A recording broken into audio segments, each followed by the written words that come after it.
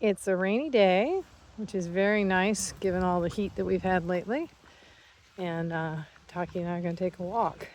It's also nice that no one's here except one person. Actually, there's two people here. There's another lady that I met the other day, a lovely lady. I think she was French, Jocelyn.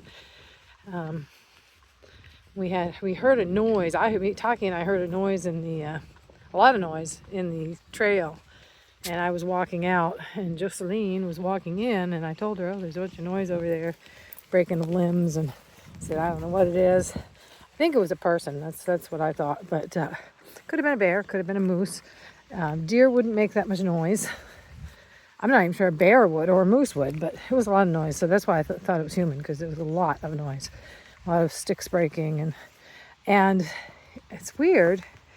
The only reason I don't think it might have been human was that, I was talking to Taki, and then I was talking to Jocelyn when we came out, and she was going in, and I told her about it, and we were talking.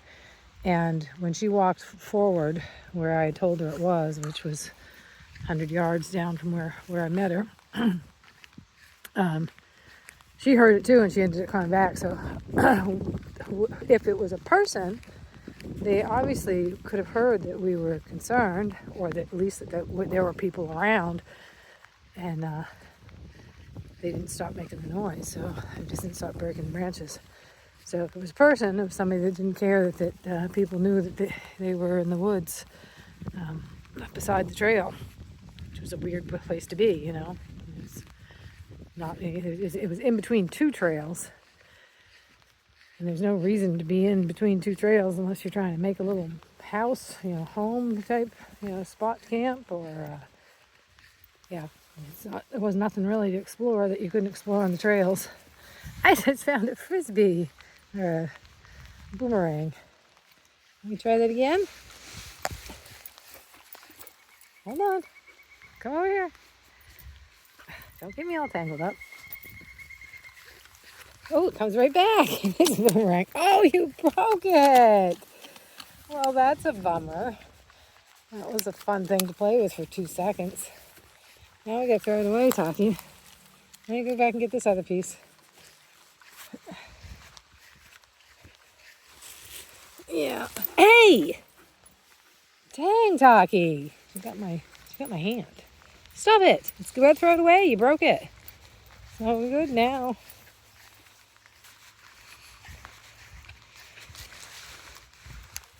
Single-use plastic. Some kid's little toy, manufactured little toy. It's like, why make it? Why, a little bit stronger plastic and it wouldn't break so quick, and, could use it for a long time, but no. She one chomp and it broke.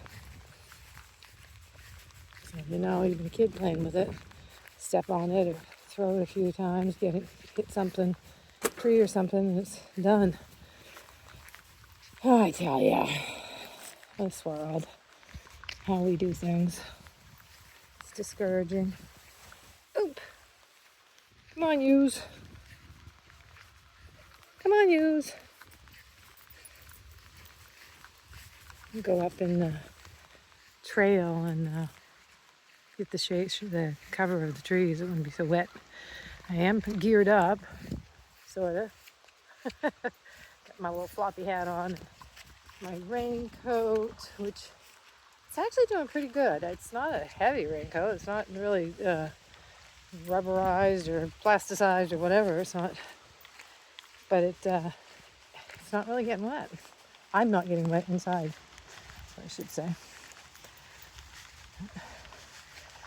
But yeah, real pleasure to have the rain as opposed to all that really hot stuff. And this is Manor Lake Park proper. I don't think I've really filmed much down here because there's always people here and dogs, and we're always heading for the trails.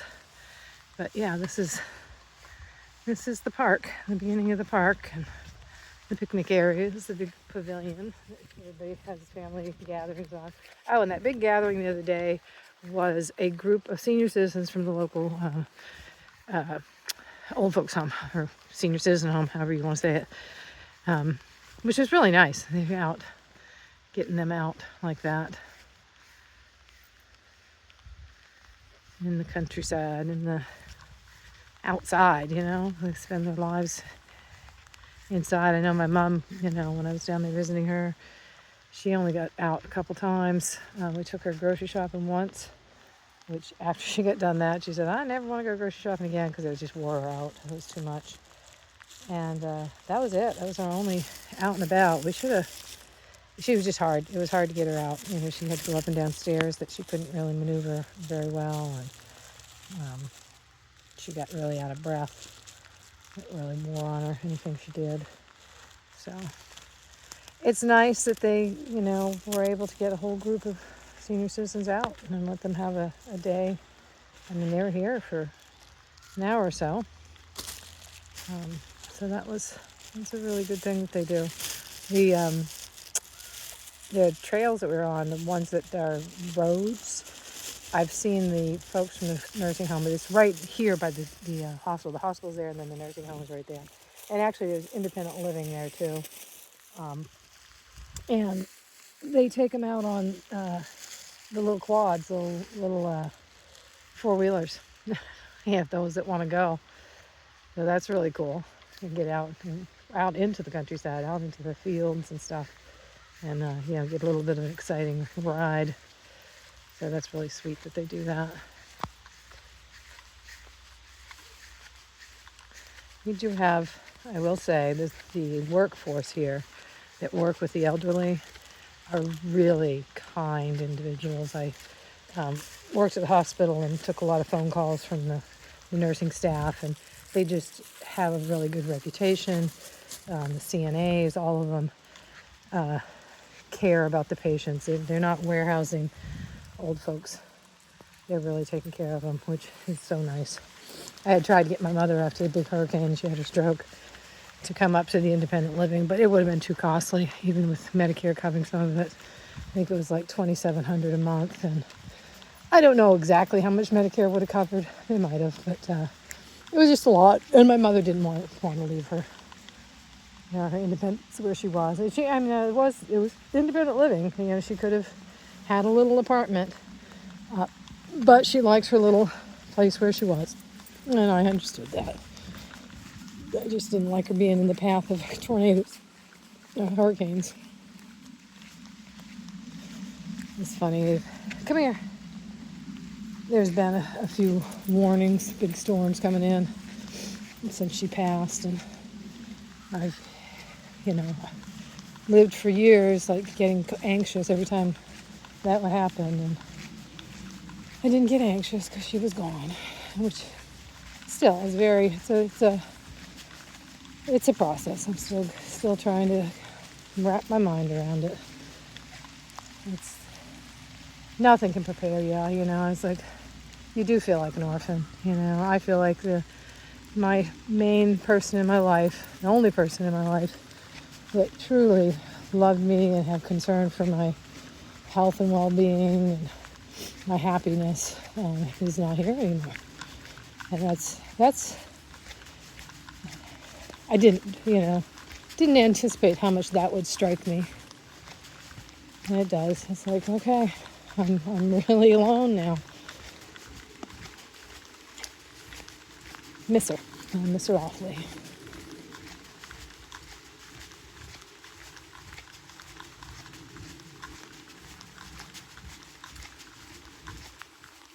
So go hug and kiss your mama.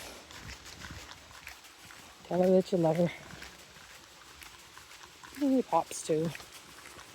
Hold on, Taki. And your brothers and sisters and your aunts and uncles and cousins and friends. Anybody you love. Matter of fact, my uncle that I had just spent some time with last week and his other son that wasn't up last week are going to come visit me today, which I'm looking forward to around noontime. We're going to go visit my grandmother's grave. Gonna make a tour of all the graves. And my grandmother, my grandfather, and my uncle and aunt are in that particular cemetery we're going to go to. But it will be good to see that cousin that didn't show up last week, or wasn't there last week, and to spend some more time with my uncle.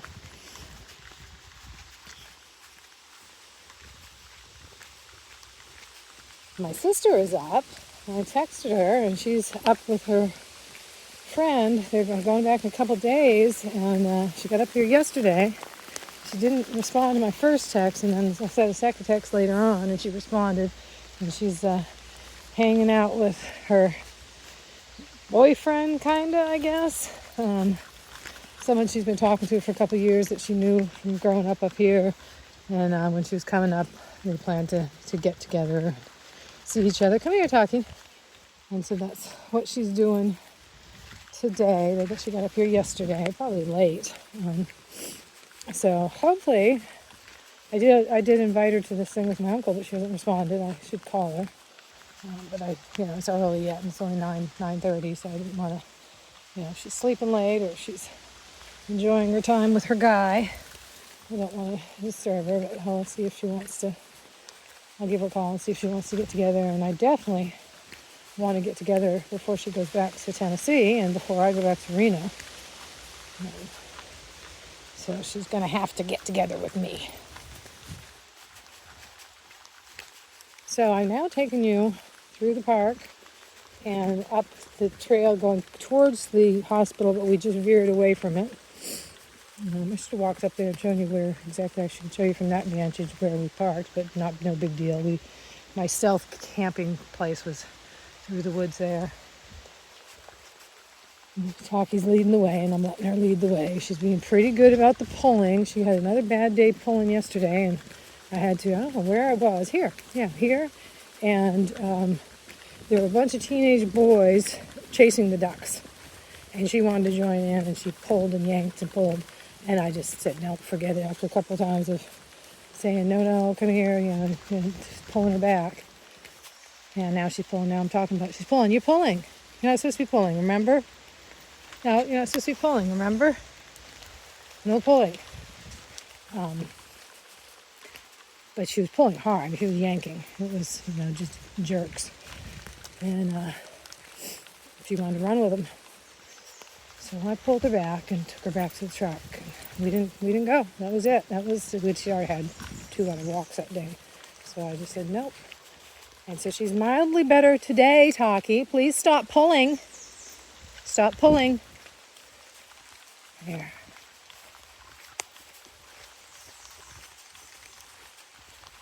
This is the first walk this morning. 9:30, so we're late. I got up late. I slept late. I'm sleeping hard. I woke up, and then I kind of laid and tried to determine what time it was. I heard some cars, so I knew it was probably not 6 a.m. or not 5 a.m. And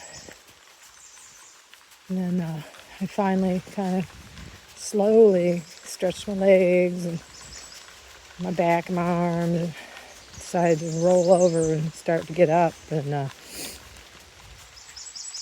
did, and I looked at my phone, and it was 7:45. That is late for me to sleep, especially when I'm stealth sleeping. And I hadn't gone to sleep that late. I think it was probably 10:30 the latest. Taki, stop pulling. Coming down pretty good now. Oh, easy. Stop pulling. My goodness, Taki. Come on, let's get good at the walking, okay? Don't need to be pulled. Give her a short leash and see if she'll respond to that. Stop pulling. Not giving you a big long leash because you're pulling. So now we're going across the second bridge. There's 3 bridges across this little stream. This is the second one.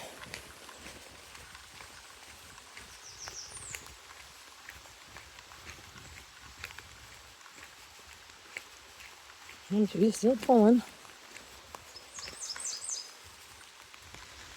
She sees the person, and that's what she's pulling at now.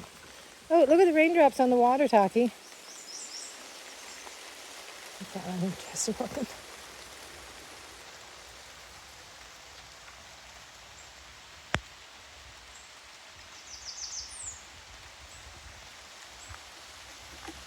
Oh, look at the raindrops on the water.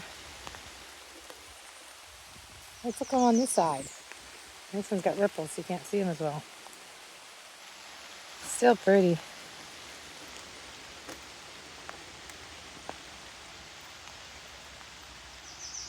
Yeah, this is really a little gem. This area gets ordinary folk out in the woods. Not the wilderness, not the woods. I gotta figure out how many acres it is. Hey, Taki. Taki. It's gotta be, I would think it's at least 100 acres. Maybe not, because it's narrow. 50 acres. Come on with the pulling.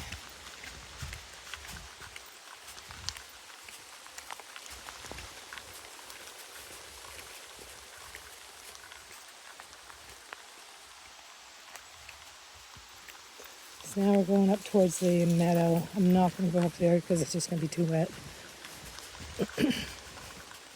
I might try to run over to Hanson Lake, because when I was there the other day, it was so pretty, and I thought, I got to film this. Come here. And it was the cloudiness that really made it pretty. And today it would be equally pretty with the rain.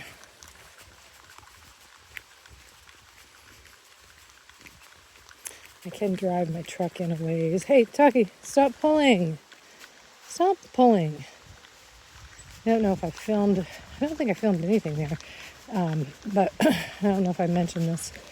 When we walked there, this is Hanson Lake, which is on the northwest side of town near the airport.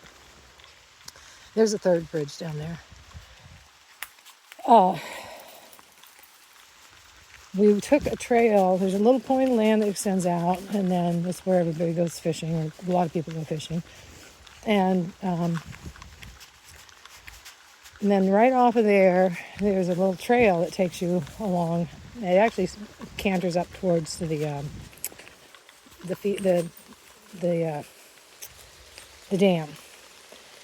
and goes up towards the airport. It's the best way to say it. And there's two trails in there. And the lower one is the one we took, and we hadn't been on that one for a while. And it's got a big birch tree that's over the trail that no one has cut up. Oh, stop it, Taki. Hold on. So that way is the hospital. Actually, that way is the road above the hospital. That way is the nature trail up into the meadow. And this way is out to the fields. Taki was going one way, but she wants to go on that nature trail, and I'm not going. Let's see if she'll be satisfied with this. There's some fox out here. On the left, there's a little ridge, and there's a fox down up there. I think I mentioned that I was walking in the winter time. Maybe it's fall. I don't know. And I saw a fox right about here. And you can see there's a bunch of trails actually that they scoot through here, and then they go back in through here. And over there somewhere in those woods on the ridge is where the den is. And the other night we heard a bunch of yipping yapping. To me, sounded like the fox with the kits. So I think, and they go in there. And that's where Taki always gets interested in smelling, because she smells them. But right about here, or right back there, 10 feet back, I was up there coming down the road, right about 10 feet past that tree, and I saw the fox, two of them skitter right across here. And they kind of looked at me, and they paused a little bit, and then they kept going. But they didn't really act like they were spooked at all or interested in me in any way. So anyway, but back to what I was saying about Hanson Lake. So we took the bottom trail that we hadn't taken before. We'd taken the upper trail, and when I'd taken the upper trail, I'd heard a dog in there barking. And so we took the lower trail, and I heard two dogs, and they were close. And there was a little trail cut, pretty obvious. It was all cut back, going up towards where I heard the dogs barking. And I had seen another day I had been up there, I had seen a girl come, in two girls actually come in a car, and one of them got a suitcase, and they walked up there. So I'm pretty sure that somebody's got an encampment up in those woods. Assuming that the dogs were tied because they acted like they really wanted to come after us, but they didn't come after us. They stayed stationary. So I didn't hear any human voices to tell them to be quiet or anything. It was a weekday, so that the people may have been working. And I got irritated because it was a little bit scary. Come here, Taki. Come here. Come here. Stop pulling. You're going to stop pulling right now. We're going to go back if you don't stop pulling. Do you understand me? Do you want to walk forward? Walk? Or do you want to go back? No. We walk or we go back? What's it going to be? You going to walk? You're going to walk? Nope, we're going back. Not going to deal with you pulling. Yeah, she's anxious to see something up there. She smells something she wants to get to. She just increased her pulling there. She was fine, going doing stuff like this and coming back and walking, and then she all of a sudden got a mission. So back to the story about the two dogs in the encampment and the girl with her suitcase. I got mad and because it frightened me. It was me and Taki. I ended up picking up a stick and a rock. Didn't have anything to defend us with. And I'm thinking, well, as I got going, at first oh my God, are they going to chase us? And then as we kept going and they didn't arrive, I figured, well, they must be tied. But if no one was there, they could have broken those ties, I don't know, didn't know. So I got mad and I thought, I'm going to call the police and tell them if there's somebody camping up here and they've got dogs. And, you can't go on the trails unmolested. But I didn't, and I thought better of it. And, I understand. Life is hard right now. I'm living in a truck. Didn't feel like I could call on somebody living in the woods.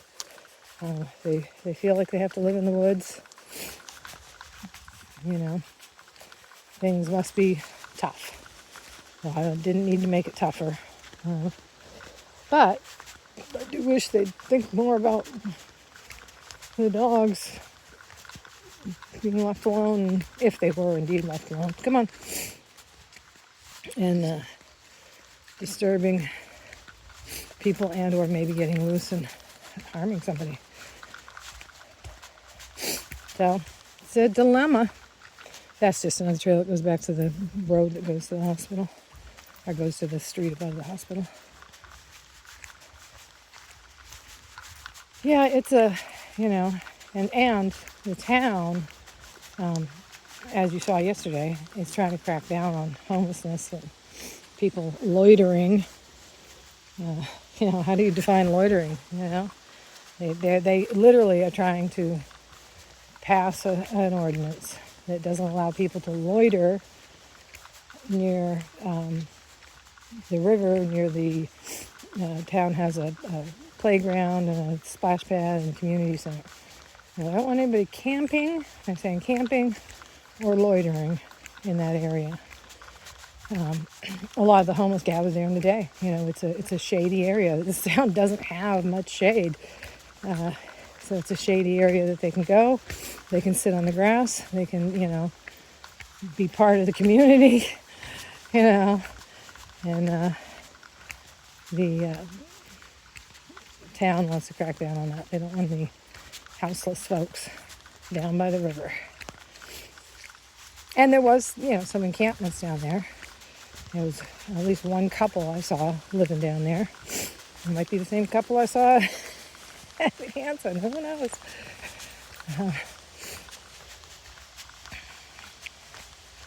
So, what you're going to do? This country is the haves and the have-nots. Grapes of wrath are us. Come on.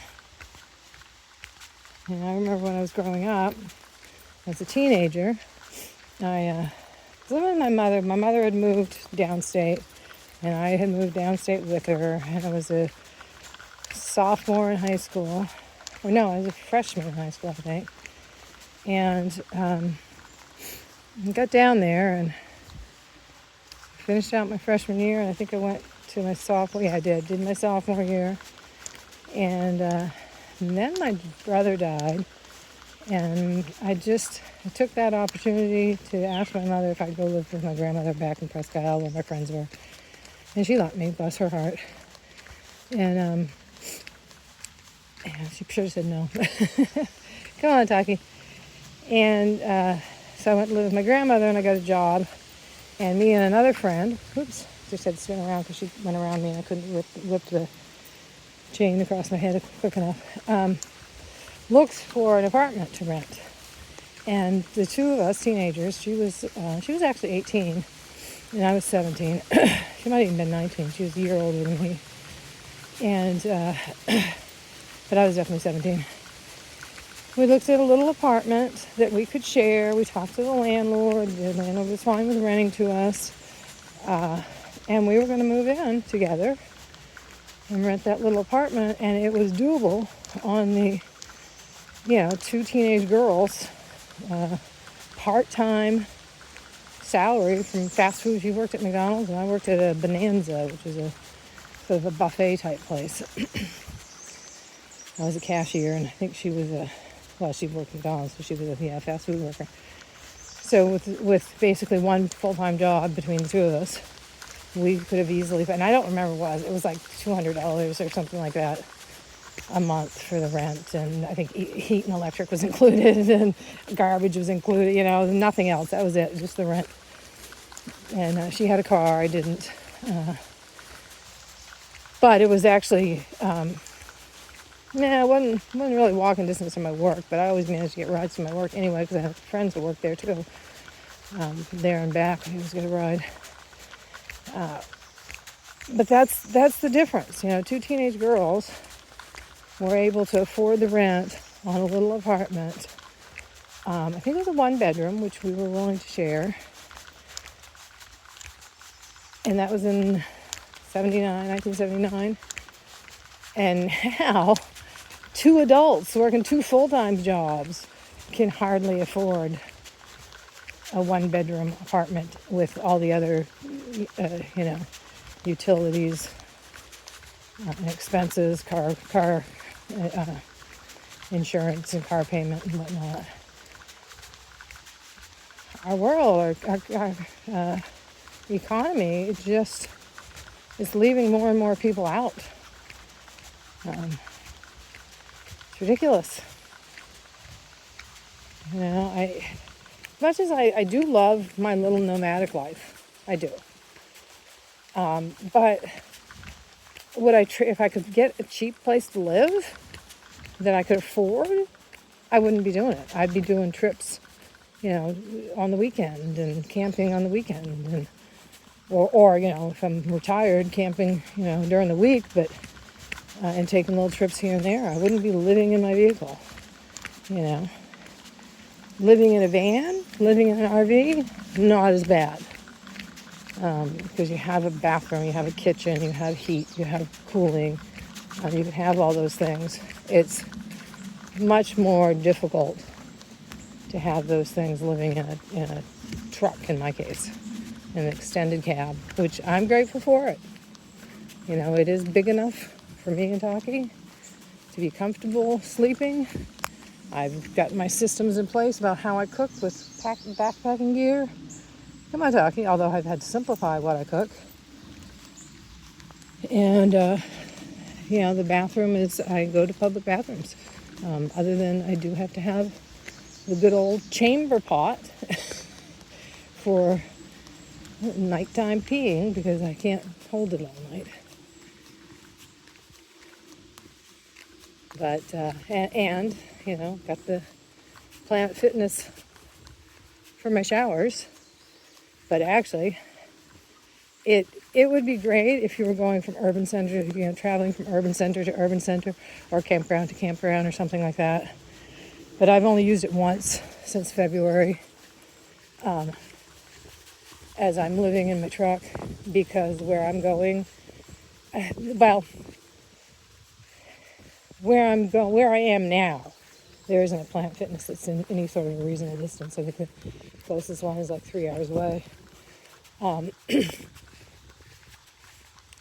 there's no YMCA. There is a community pool at the college, which I think it's $6 a visit. So I could go $6 a visit and go shower and then take a swim and then rinse off at the community pool at the college.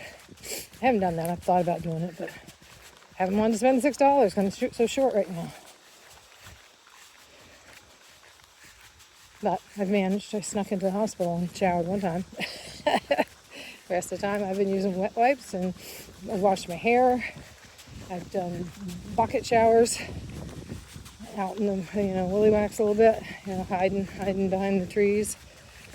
I managed to do a couple bucket showers, but yeah, the Planet Fitness thing isn't as convenient as unless you're going from urban area to urban area. When I went to Florida, they did have one right down the road, but I was staying at my mother's, so I didn't need it.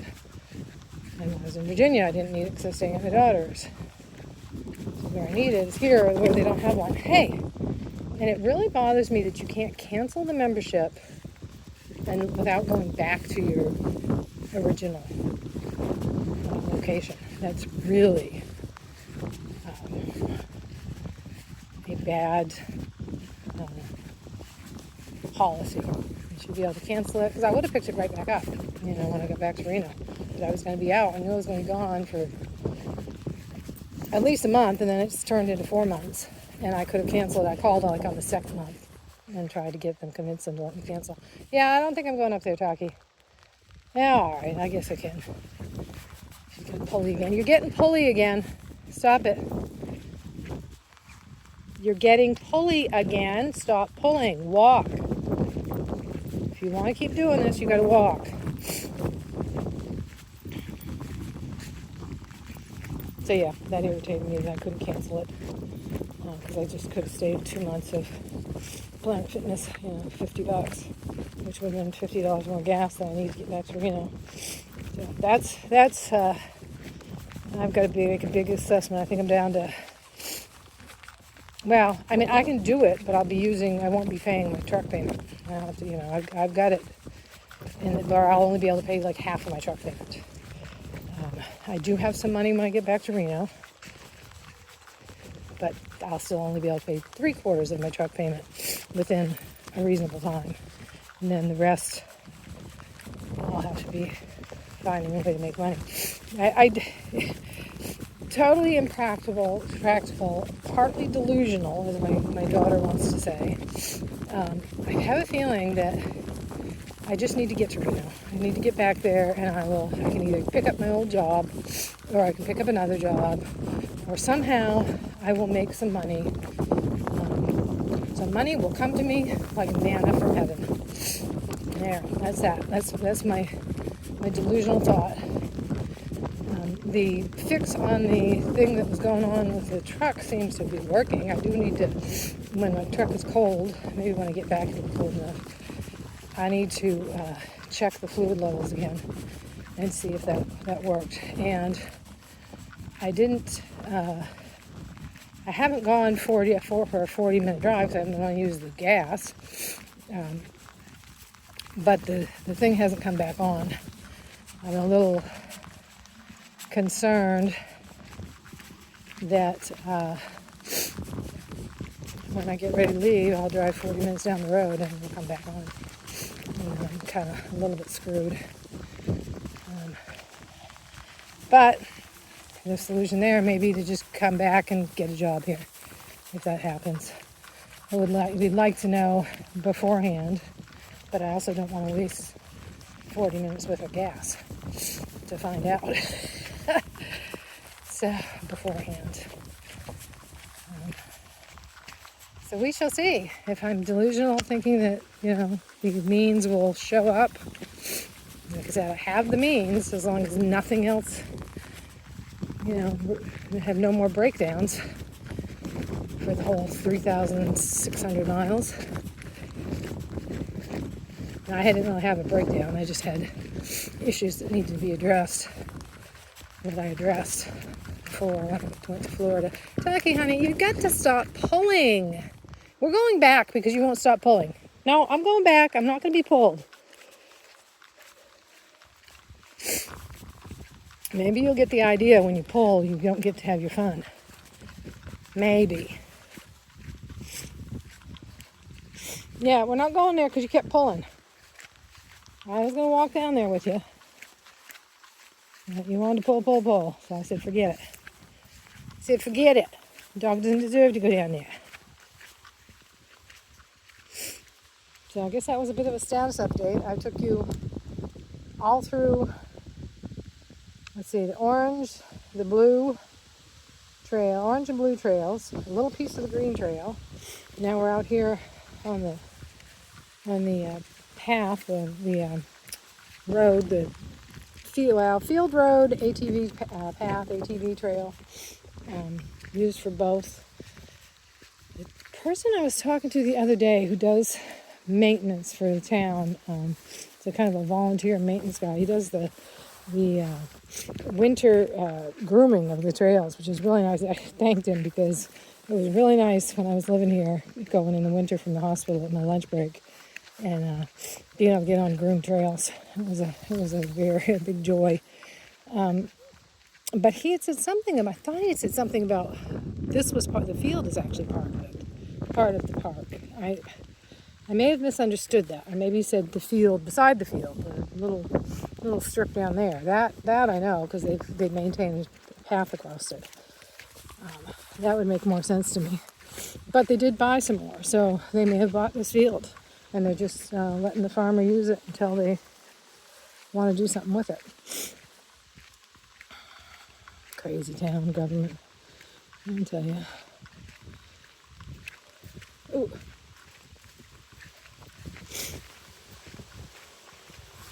I could set up a homeless encampment. Oh.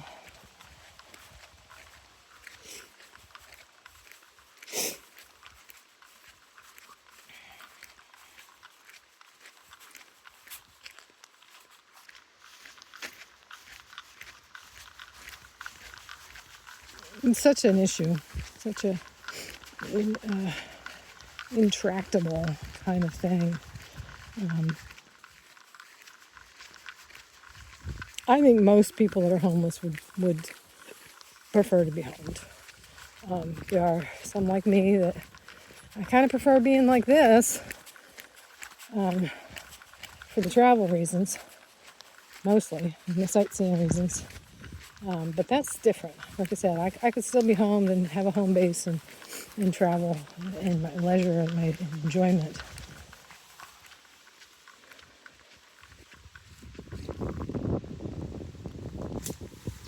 But there are... Come on, Taki. Okay, she got stuck in there. Come on. Come on out of there. Come on. You don't need to go in there. She's scared up a bird. Come on.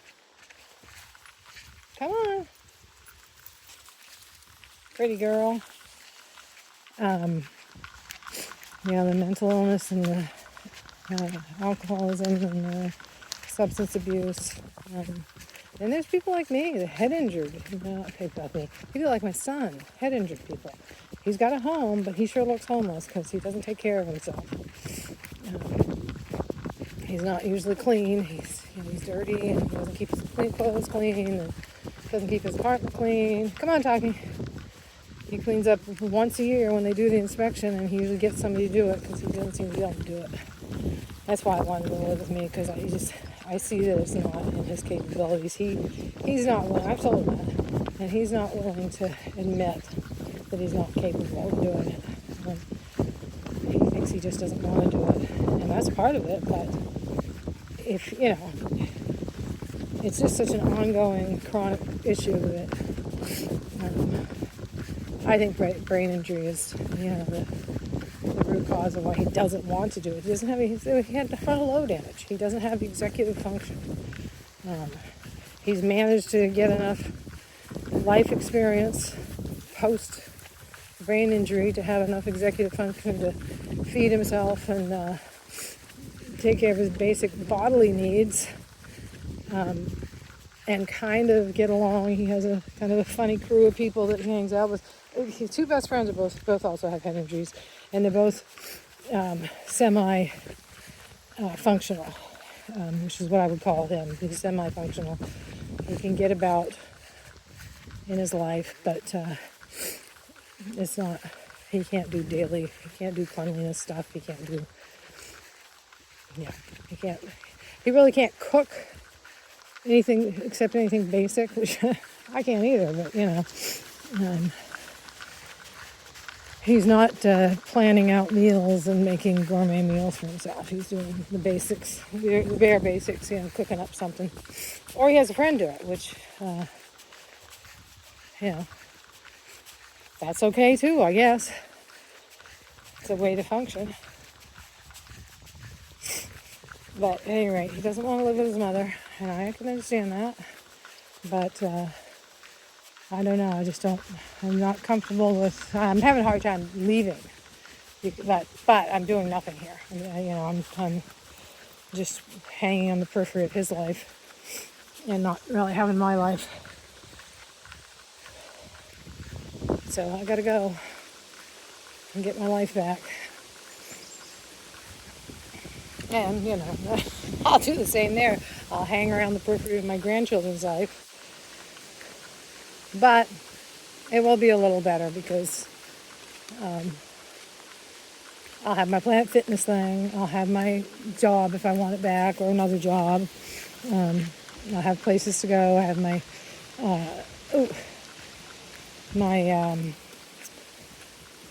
state park pass that I can use. And I have my America the Beautiful pass that I can use if I want to go to campgrounds. Have shower, that kind of thing. And I feel like that's more of a place where I can have a life. I mean, I could make my life here. I could. I just would really miss my grandkids, and I've missed them for so many years. 10 years when I lived here before, that I really, for me, I'd like to try to have some time around them. Even the come here, taking them to school, talking to them about their lives. Even if I don't do too much with them, it's still, I'm in their life. Come, Taki, you're pulling again. There's no need of it. So I'm ready for that. I just hope that my son can keep himself functional. As he said, well, since I came, he stopped falling. Taki, come on. And I think he meant that metaphorically. But he knows, because I had a conversation with him, because he went to pick him up the other day to do something and go to the store. And he had filthy pants on. You have got to stop pulling me, Taki. It is ridiculous. Short leash now. You can go behind.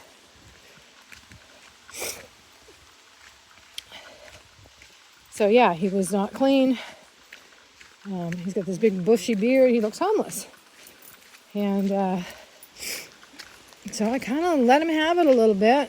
And that was his response. He said, well, I've stopped falling since you've been here, but I haven't. And I was trying to impress upon him that he needed to take charge of those things in his life, basically his finances and his cleanliness. Those are the two things he's still failing at quite badly. I've taken over the finances, partly because I need some of them, and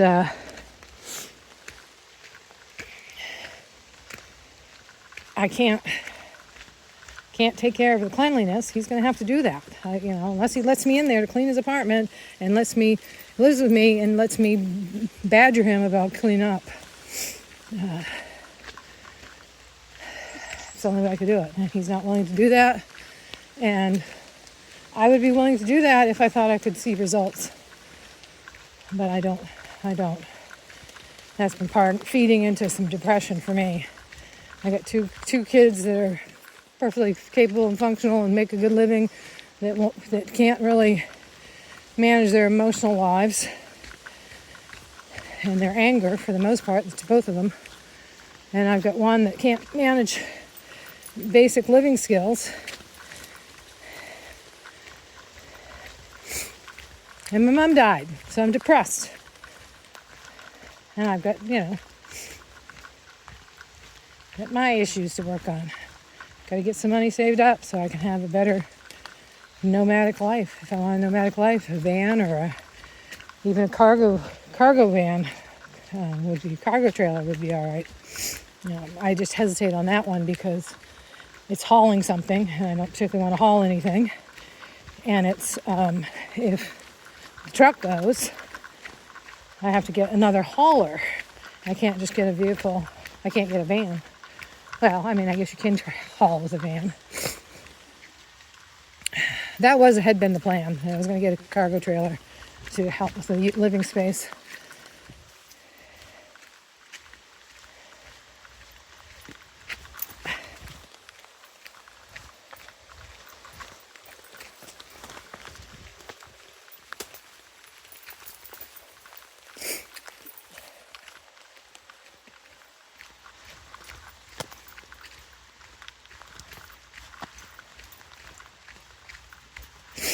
So we've gone all the way around the place. Here's the dam.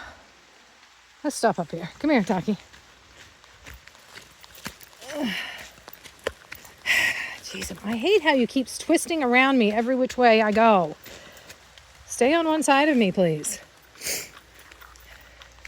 Here's the ducks. Look at the ducks, Taki. Yell at her, and then I gotta be nice to her. And pulling it gets me to a point where I'm just furious at her. Like I said, my family and our emotional stability. I don't know. I didn't teach them how to handle their emotional stability. I don't know that I can handle my emotional stability. It's hard. Look at them cute little ducks. Oops.